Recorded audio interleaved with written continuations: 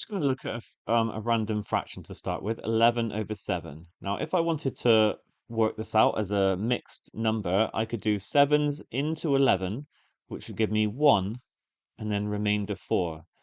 Now, what that remainder 4 is, right, I get 1 as it's called my quotient, and then I haven't actually divided my remainder by 4, it's just what was left over. So I can write 11 over 7 as 1 plus the remainder divided by that 7, and it's 1 and 4/7. Okay, bear that in mind because we're going to now use this for this harder case. So we have that 5655 divided by n is going to be some, and n is a two-digit positive integer, by the way. It's going to give us some number, which we don't know, but importantly, it's going to give us a remainder of 11. Now, I've not divided that 11 by n, so in the same way to how I did over here, I can write an equation like this. I can do the same for 5879, and that's going to be some other integer, b, plus a remainder, in this case 14 over n. And I've constructed some equations that we can now use. So if I multiply through by n, each term, I'll get 5655 is equal to an plus 11. And I'll get 5879 is equal to bn plus 14. Now what this means is I can subtract 11 from both sides, and I can write that an is equal to 5644, and bn is equal to 5865. And that means that n is a multiple of, 5644 is a multiple of n, and 5865 is a multiple of n. Now, I just want to step in and say, actually, you might have been able to work that out intuitively right from the start here. If you get a remainder of 11, then if you subtract 11, then it is divisible by n. And if you take 5879 and you subtracted 14, that would also be divisible by n. So actually, you don't need to necessarily go through all the steps to get to this kind of idea. I just wanted to kind of show it algebraically rather than just sort of say that and assume. The next thing to say, right, is if n is a factor of 5644 and of 5865, it must also be a factor of the difference. N must be a factor of 5865 minus 5644.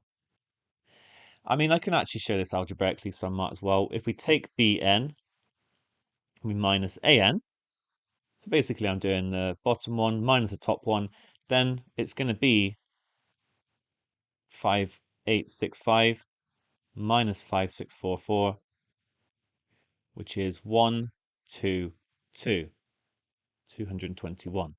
And I could factorize out the b minus a. Okay, and that is a way of showing algebraically that n must be a factor of this, of 221. Now remember, I know that n is an integer and b minus a is an integer, so we're left to try and find n, and we can try to work out the factors of 221.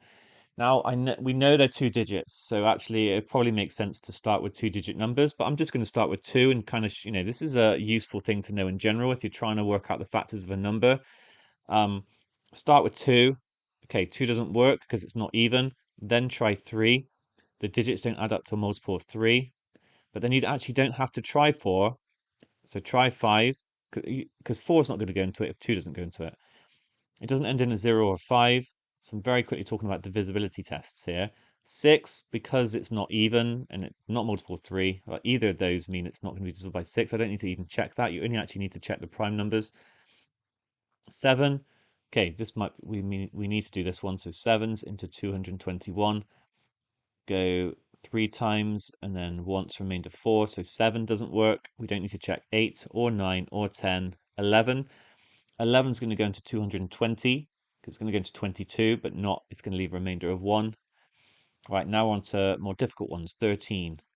And it's kind of got to be something like this because we're already getting to, close to the square root of 221, which is all you need to go up to because you've got to have one either side of the square root, essentially. So 13's into 221 go once, remainder 9, and 13's into 91 go 7. So actually, this here is 13 times 7, and n must equal 13 or 17. Now, I seem to have two answers, but this can be figured out by looking at the question again. When we divided by n, in one case the remainder was 14, and you cannot get a remainder of 14 when you're dividing by 13 because it would go into that 14 another time, and actually you get a remainder of 1, which means we can reject the 13. The highest remainder you can get when you divide by 13 is going to be 12. So reject, since remainder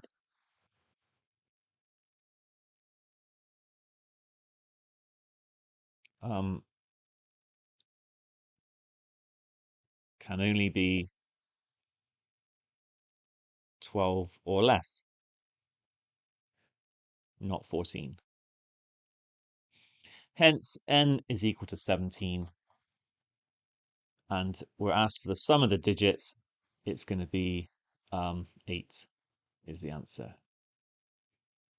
Now, just finally, let me talk about how you could do this without all the steps I've said. You could have said, right, n doesn't go into 5655, but there's a remainder of 11, so it's going to go into that number minus 11.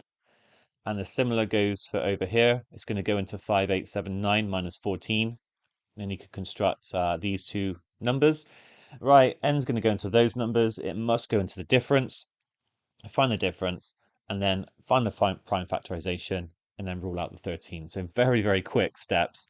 But this is kind of more of a method that you can learn. And if you didn't realize it the first time, or if like you're looking at it and thinking, oh, I've never seen a question like this, but I understand what the remainder means, then these would be the steps to follow, I would say.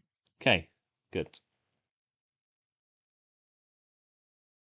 Sorry, one final comment I think it's worth making, and that is that when you find the fact that, even though n must go into the difference, 221, and both 13 and 17 go into that, it doesn't actually mean that both 13 and 17 will go into the original number. It just means that one of them must.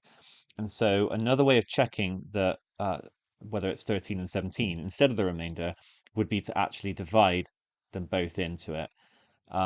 And you'll find that 13 won't go into it. And I want to give you like another example of what I mean by this. So let's say I had, two numbers, let's say 9 and 15.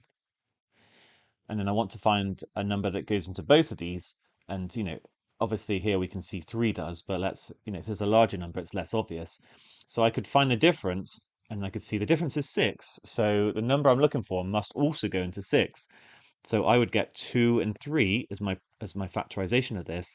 But here's the thing, 3 does go into 9 and 15, but 2 doesn't. So you might find that when you do the subtraction, you get some extra numbers that actually don't go into the original numbers. It's like you only get like some of the information you get. So we can find the difference, and then we know that the number must go into it. But you might get an extra number that then doesn't go into the original. That's all I'm trying to say here.